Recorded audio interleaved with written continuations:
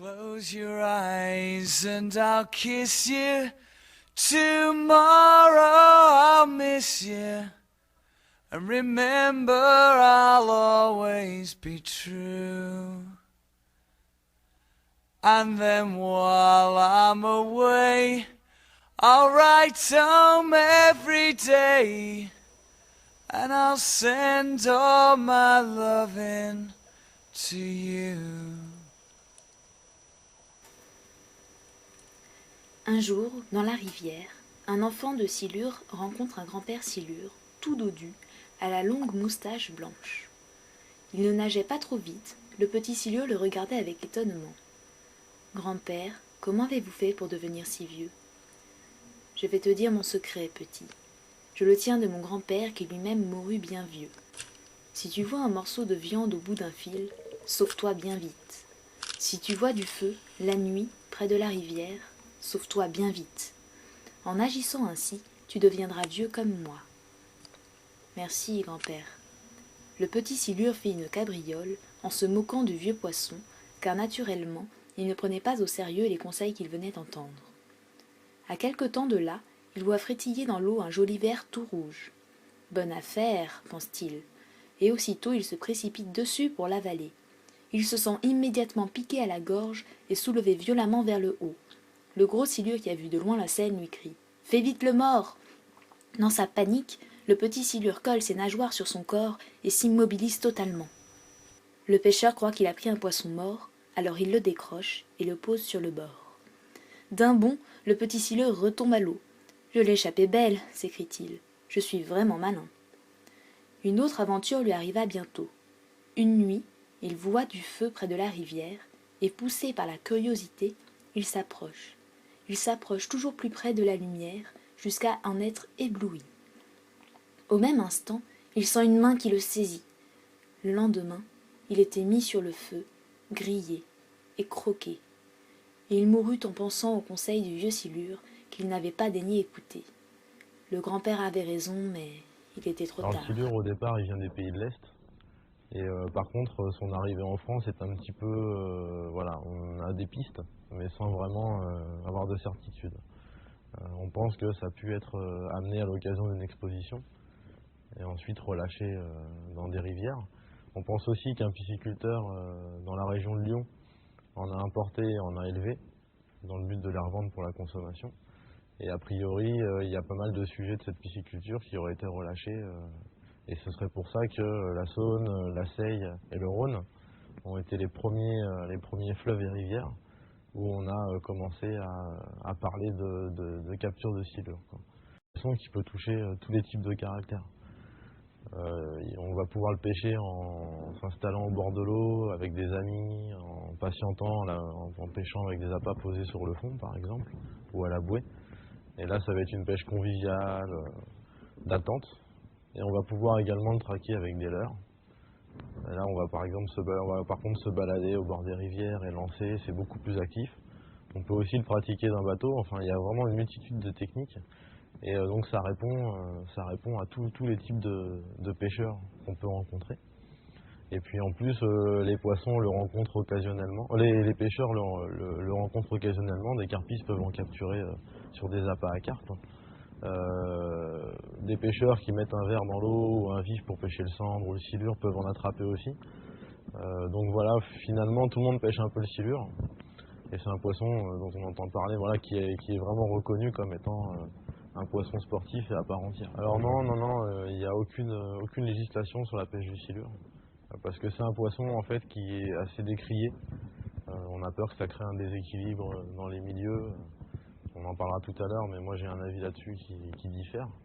Et puis donc, c'est une espèce qui se porte très bien, qui se reproduit très bien. On a une grosse population de poissons juvéniles. Et donc au jour d'aujourd'hui, il n'y a pas nécessité de la protéger, quoi.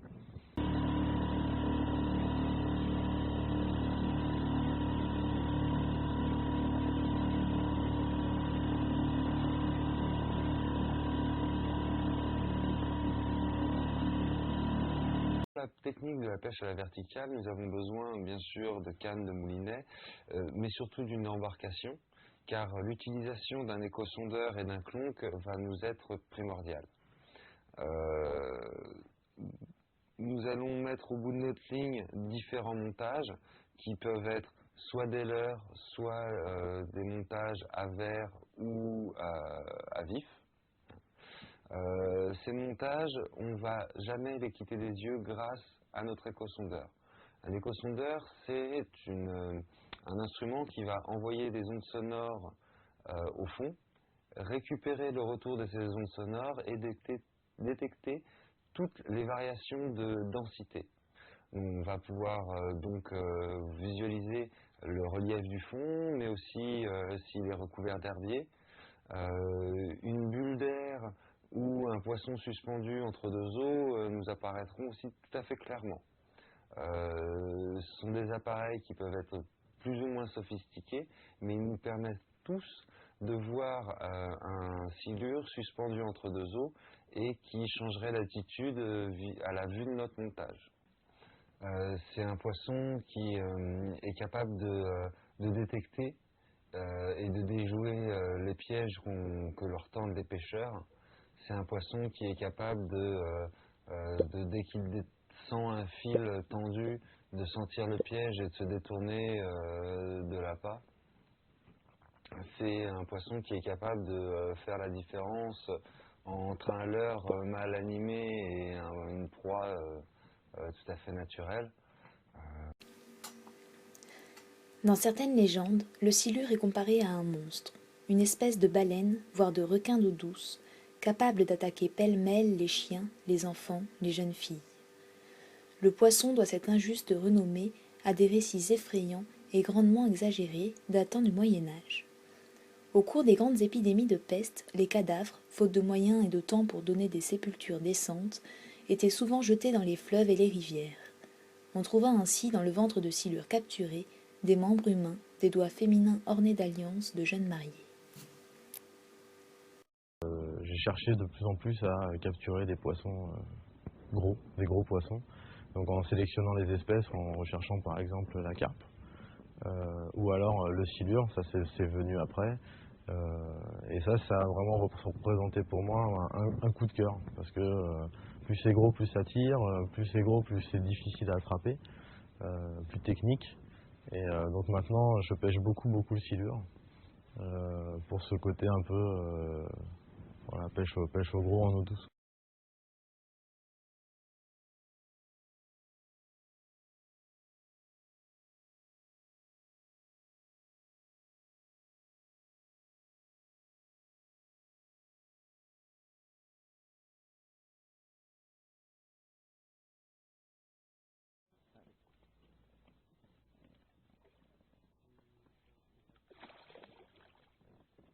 Voilà, ce que j'aime, moi, c'est les combats qui durent, le gros matériel, un combat en force, où il y a vraiment une relation de corps à corps de combat. Et ça c'est un aspect qui me plaît bien dans la pêche du silure. Alors c'est vrai que ça, c'était plutôt au départ, quand on a commencé à entendre parler du silure, moi j'étais encore assez jeune. Et là, effectivement, ça créait un peu des inquiétudes. On avait peur voilà, qu'il puisse attaquer à l'homme. Il y a des gens qui parlaient a priori d'attaque d'enfants par des silures.